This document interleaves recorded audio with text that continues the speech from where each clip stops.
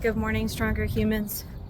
I've been asked to talk a little bit about carrying weight or walking under weight, under load, and differences between pain and muscle soreness or discomfort, and maybe how to manage. So I do this pretty much every single day for years and years and years, as I know others have in here. But I love rucking or walking with a weighted vest or walking with a rock or just like a dumbbell or something. I do it, like I said, every day. So in the beginning, I would have a lot of discomfort. I didn't wear barefoot shoes. I had to build up to that point. So considering your shoes, let's work from the ground up. Considering your shoes is important. Are you used to barefoot shoes? Have you recently transitioned to barefoot shoes? If you're walking under load, you tend to heel strike harder. That's something you have to be cognizant of. You want to try not to walk so heavy. You want to try not to heel strike so hard because you are now under load. That shock, that pressure up through your foundation to the rest of your body is going to be greater, right? So think about your walking. Try to walk light. Try to walk like you would walk without load. If that means you need to slow down and walk at a slower pace, then do so. You might have to keep coming back to the feet and be cognizant of that. If you've recently transitioned to barefoot shoes, you probably want to start without weight and get used to those barefoot shoes. Regress to progress, right? So walking less distance, less time, working up to getting that mileage in that time, and then adding load. Again, regress to progress. Start with a light load. I did not start rucking 30 pounds. I myself am about 130, 135. And when I started rucking, I threw a 5-pound weight plate in a backpack, right? Throw some books in a backpack. Then I got to my 10-pound plate, 15-pound plate. Then I went and bought, an actual rucking plate and got a cheap ruck off of Amazon just so it can hold that heavier weight, right? A normal backpack may tear under heavier weights. And now I have a nice Go ruck, and that took some getting used to as well. It's a lot stiffer than my old cheap ruck, and I actually had some pains and discomforts when I went to a stiffer ruck as well. So, your implement, your body's going to have to adjust to your implement, whether that's a sandbag or picking up the same old rock every day or the type of backpack and ruck you're using, right? Body's going to have to adjust. New stimulus. Even though I've been rucking for years, my Go ruck made me sore at first. I did not walk as long with it.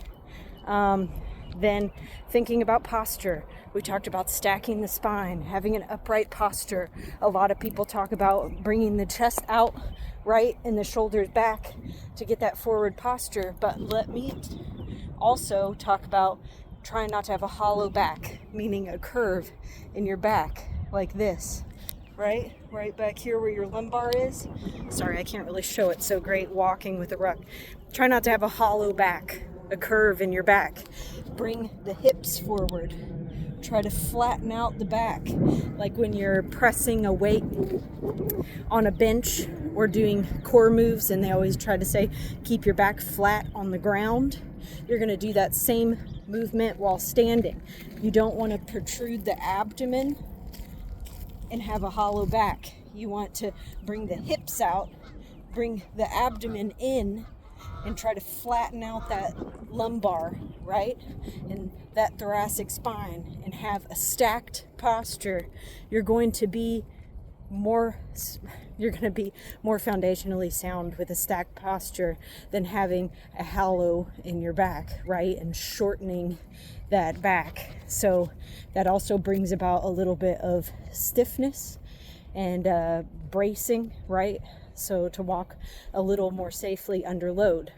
Another thing I talk about a lot is practice things that help your posture, not just throwing weight on if you feel like you have a poor gait or a weak back, right? Walking backwards is excellent for building a better, stronger posture.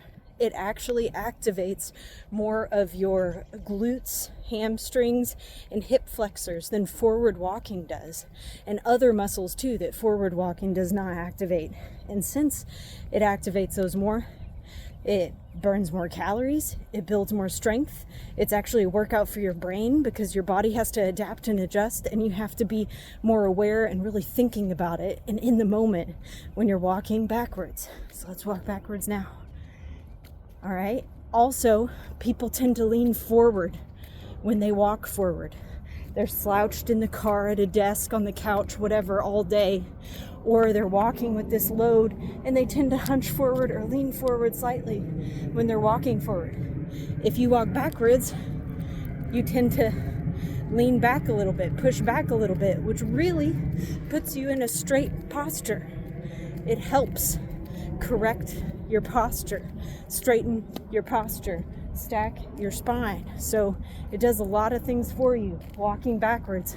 And that is also something that I practice every day on my daily walks, is a little bit of backwards walking time. So I highly recommend backwards walking.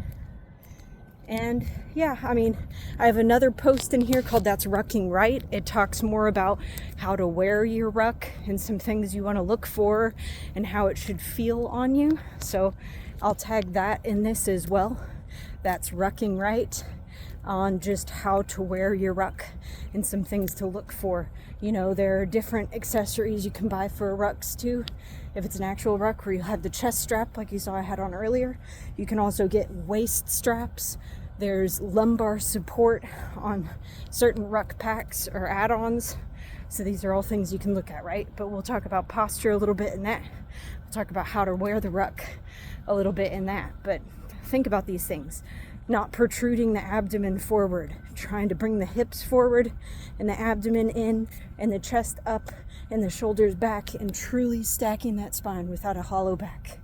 Think about backwards walking. Think about being tall and trying to really straighten that spine and not have the hollow posture, right? Think about your feet. Think about your gait. Think about how your heels are striking, the shoes that you wear, weight, distance, speed, slow down at first. And all these things can help regress before you progress.